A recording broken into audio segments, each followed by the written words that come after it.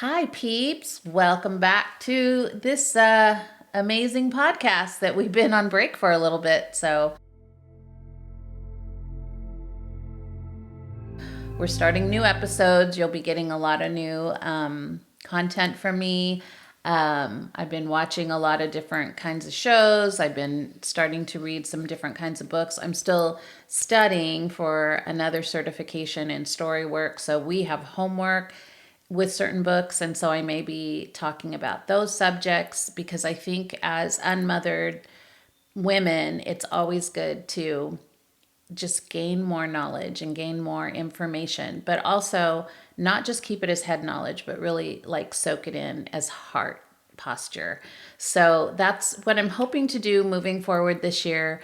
I have a lot of great ideas of things that I want to do in the coming year, and I hope you'll come along with me for the ride. And today I'm going to talk about a subject that I don't normally talk about, so I will do a little bit of a trigger warning in the beginning here. I'm going to be talking about my son, Linton Miles, that passed away, 41 years ago now. And or 42. It's so crazy. My numbers always get mixed up. I have the hardest time remembering. I always remember his birthday, but the year always confuses me. I think it's just definitely a trauma thing where my brain just won't go to that place. But I am going to go a little bit to that place today because I was watching a reality show. It's where I get my best information from sometimes of topics because you see real life. Like reality has these real life things involved in it, even if it's scripted to a point where the producers say, go here, say this. The life skills that they're walking through are real. And so I was watching the show Plathville, and it brought up the topic of the mom, Kim, losing a young child years before. So we'll get into this, but I wanted to talk about when you lose a child, how do you talk to your other children about losing this child, and how do you incorporate this child into their lives in a way that's not overpowering and where they feel responsible for having to hold the weight of that, but also not putting it in a secret closet where no one can mention his name, because then his or her name, because then it rips you apart and then rips the whole family apart. Either way, it can rip the family apart. And that's what this episode was kind of about. And it really got me thinking. I don't talk about Linton a lot because I don't feel like that. I feel like that was my changing point in my unmothered story, but I don't feel like he's the core of what my journey of being going out and talking about how my life evolved and how God has redeemed my life. He was the pivotal point. I don't feel that I'm the mouthpiece for women who have lost children. I feel like that was just like a pivotal point in my story of being an unmothered woman who was raised by this woman who didn't know how to be a mom. And then that was very pertinent that I thought I was going to be a mom, and then that was ripped out of my hands. Then I remarry, and I have these other two children, and now how do I incorporate that child into this conversation? So that's kind of where we're going to head to, but I want to back up a little bit because I was really fascinated how it started all like winding up in my head like, oh my gosh, yes, this is so crazy. So this show is based on a family that was very legalistic, religious kind of family. And I'm not sure what the religion was per se. They don't really talk about it too much. So, actually, at all, they don't really say, like, you never saw them going to church. But the story started years ago where they were raising these children. I think there was 8 kids or 9 kids, something like that. A lot of kids. They lived on a farm. I believe it was in Georgia, Cairo, Georgia. They didn't watch TV.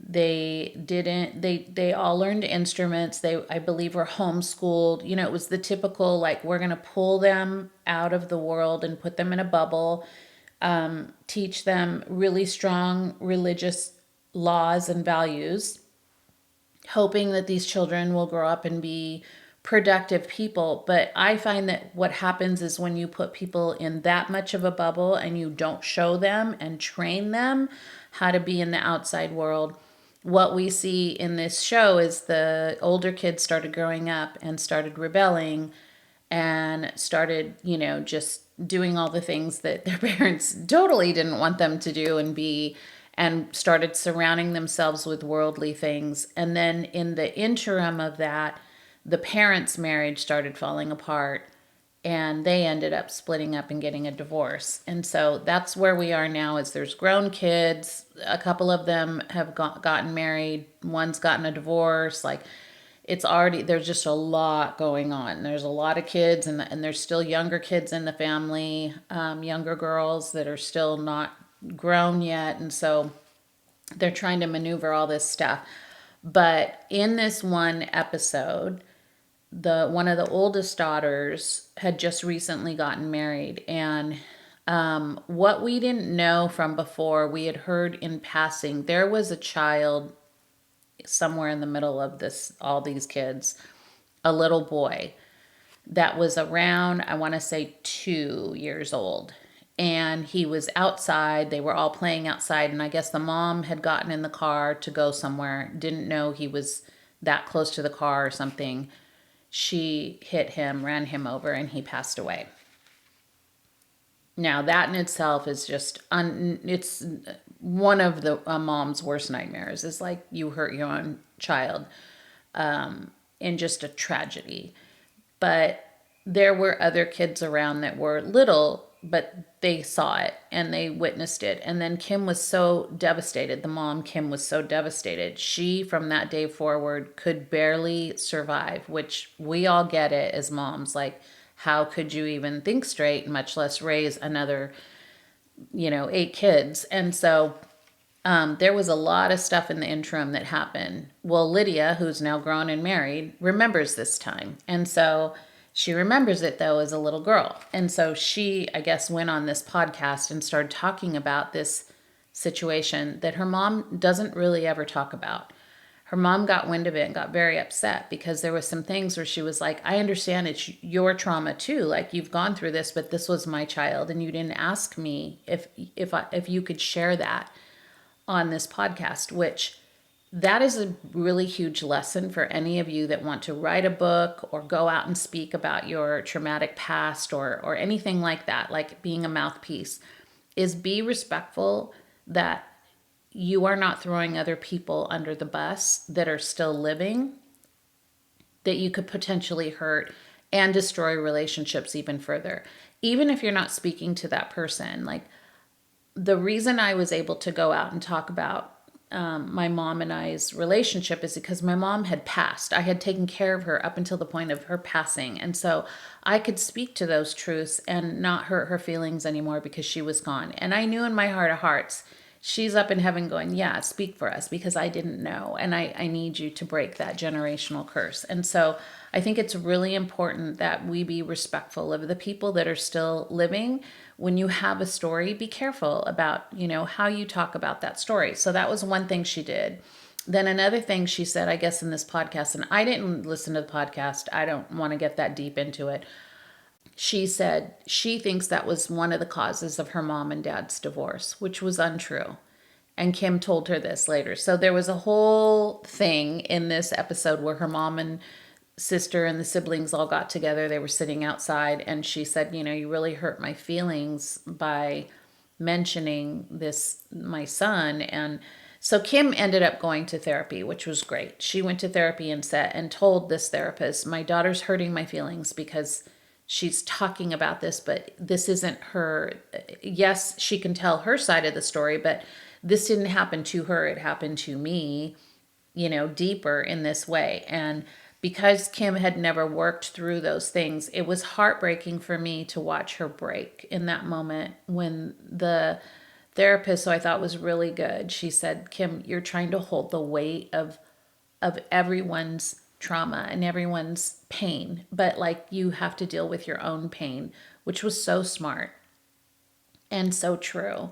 And so Kim broke down, and I know that there's going to be many more sessions where she's going to have to do that and really just, take the steps to be able to start to talk about him and find a place. And so it made me think about how I had to decide, when I got remarried, how do I incorporate my son Linton into a conversation with my daughters once they got older and they said, "Oh, we never had a brother." And it's like, well, you kind of did, but not here on earth. And so it was funny when I started telling my daughter Dominique about what I wanted to do with this episode. And I said, I remember trying to talk to you guys about, and always including Linton Miles in our in our life, like when his birthday came around, and just, kind of incorporating it at different points, and always feeling free to be able to say his name and not feel guilty or weird because he was from another marriage. That was a whole nother thing I had to talk about with them, is that I had a different husband, and then I had a baby from this husband, and that's like a lot to take care of, to handle. And so when they were little, it was like very precise, like things to say to them. And then as they got older, we talked about, his illness and how he died and things like that. But it was interesting because my daughter Dominique said, Mom, I feel like you handled that really well with us. Like you never made it his name taboo. You always tried to incorporate him into our conversations, when we were younger, to let us know like we had a brother. And I remember you doing that really well, and that just made my heart like feel good, because I don't know if I do it well. Did I say enough? Did I not say enough? It's always a weird situation, and there's so many emotions that go through you as a woman who gave birth to this child and had to say goodbye to this child. It's different even than in the people that are in your family. So while I can relate to how Lydia is feeling, is like, well, this is my story too. Like I went through this, and I remember, it's like you were also a little girl. Yes, it's important that your story is heard, but what you have to realize is it is completely different from the mom who has given birth to this child, who is also cause of the accident, and has to say goodbye to this child.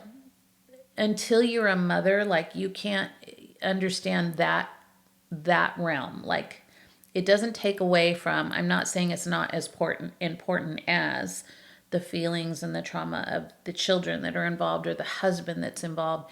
So many other people, grandparents involved. Like there's so many other people that are involved in this story. I remember when I finally left my first husband and I went on to have my girls, I remember seeing my ex-mother-in-law, who was my son's grandmother, in a grocery store. And I came down an aisle, and she was coming down the opposite end, and she looked up and she saw me with my two little girls, and she burst out crying.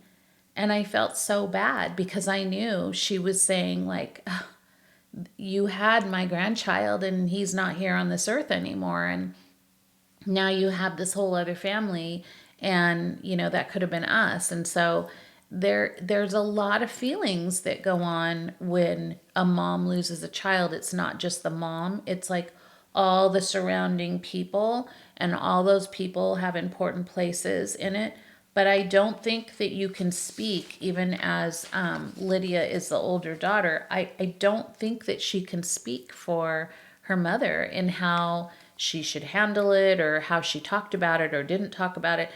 She doesn't understand. Like you're looking at it from your angle, and that's important. Your angle is valid, but it's different from coming from a mom who has to say goodbye to her child. So I just thought that was like just a really important topic, because I feel like, where do we talk about the children that have passed in our family, and how do we incorporate them into our family. So one of the things that I wrote down was that while I do sympathize with the daughter Lydia at the loss of her brother, and no one to talk about it, that's a huge one, is it kind of went silent. She should have had this conversation with her mom before going on a podcast and trying to process it through that. Also, to make assumptions about your parents' marriage is just not. Now that she's married, I'm like, wait 10 years and then come back and see if that conversation was valid to be talking about, because everyone knows after 10, 15 years in a marriage, there's so many things that happen in a marriage. You can't just say, well, that's what happened, and I know, I was there, I saw it, so it must be that. There's so many different layers when a marriage breaks up, especially when there is big trauma in a marriage and different things going on. They also changed their religious beliefs. Like, they're not as religious as they used to be, the parents. And so now the kids are kind of like, especially the younger ones, they're like, well, what do we do now? Like, what's going on? So marriages go through these ebbs and flows. And I don't think a child can say 100% what happened in a marriage. I'm still trying to dissect my parents' marriage. I'm like, what happened and why did you even get together? Like, that's a whole other story. But I think that there should be more communication coming from them as a family, and not more information coming from a podcast. It's not fodder for a podcast. You shouldn't be going out and blasting your family stuff to everyone else without speaking to the person at hand first.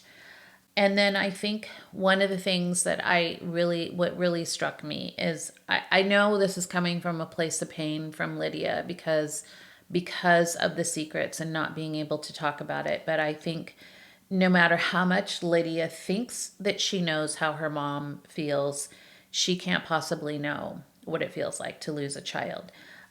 We are a unique club, and unless you've actually walked that path, there's no way you could understand what we've gone through or what we feel. It's indescribable, the loss that happens to us, and it marks us forever. And I think Lydia needs to have some growing up to do in life before she can speak to the depth of sadness on that level as a mom. So yes, she can speak to the level of sadness in her as a child, as a sibling, but she can't speak to the level of sadness and confusion that her mom has felt. I know she wants her mom to feel a certain way or act a certain way. You can't make somebody do that. It's not possible. Communication is key, and especially in families, especially in large families. I find that a lot of the middle kids kind of get ignored. The big kids have jobs, and the little kids are just flailing, like waiting for someone to take care of them. And so there's a lot of miscommunication going on, and you see it now that the kids are older. They have a hard time communicating. There was a lot of chores and a lot of, we're going to get this done and we're going to push through here and we're going to toughen up here and we're going to do this. And it was like very, very regimented. And now everybody's growing up and going out into the world. They came out of the bubble. And now the communication is like, I don't know how to talk to you about any of this. Like, it's never come out of my mouth before. Hard conversations are things that we like to avoid, but they're the very things that will bring families closer together if we do it in love. This family is trying to do this now, and that's great, but there's a lot of layered levels behind everything, and so it's going to take them a lot to break down some of these things, the barriers that have been set up in this family. I'm sure also professionals are going to have to come in. I know a couple of them are in therapy, which is awesome, because there's one son that has such a hard time saying what he wants to say. And in his dating life, well, he was married before and he's getting a divorce now. And in his dating life now, he's having such a hard time communicating. And I'm like, yeah, because you've never been able to speak freely. And speaking freely sometimes makes conversations really hard. it's not just the surface level speaking of like, how's the weather, how's the babies, what's going on, how's your job, how's school. Those are surface level conversations. When I'm talking about communication, it's like, hey, what are you feeling right now? When you see somebody getting upset in your family, it's like, you okay? I'm constantly looking at, you know, people's faces and their body language and the way they don't say things sometimes, where I'm like, hey, you okay? What's going on? And then the conversation starts slowly, and then we kind of work through that, and we talk about stuff. And then sometimes it's conversations where people are kind of upset, and you have these hard conversations, and one of those hard conversations can be around your family dynamics. And so if you don't include those hard topics like losing a child, and how do we talk about this child and bring that child into this conversation without it feeling icky, being able to say Linton Miles to my family, to other people, to say like, I need you to celebrate his birthday today, or here's what I need on his birthday. I don't even have to say it anymore.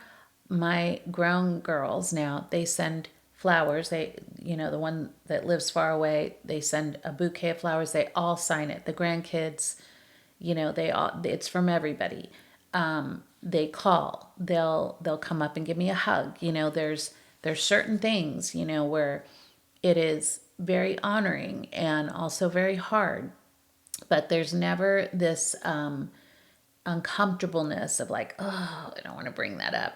And I think that that's important. If you want to have that close knit family, you have to be able to talk about the hard things and the things that are uncomfortable and yucky, and to allow that person, like they should allow Kim to really sit with her feelings and say, this is how I felt that day when that happened, and let her cry it out and let her be vulnerable and show them, like, my mom is human. She's not a statue. She's not just mom up in a corner where everything has to be, you know, set in its place. She's flailing right now. And then I think the last thing is, as I'm learning about my own trauma story, I'm able to have better conversations with my own family now. I think if I had not talked about Linton until they were older, there would have been a lot of hurt feelings, and I think so many more questions. And because I was able to tell them from a very young age, you had a little brother, but he's in heaven, and he's not, you know, daddy's, but there, I was married before, and this was when they were in school. I think I told them about their brother, but then I told them, you know, each year I would tell them a little bit more, and they would ask me questions and I would tell them. And so that they knew, like, mom had a past, I had, you know, a different family, and now then I met dad, and this is the family we have.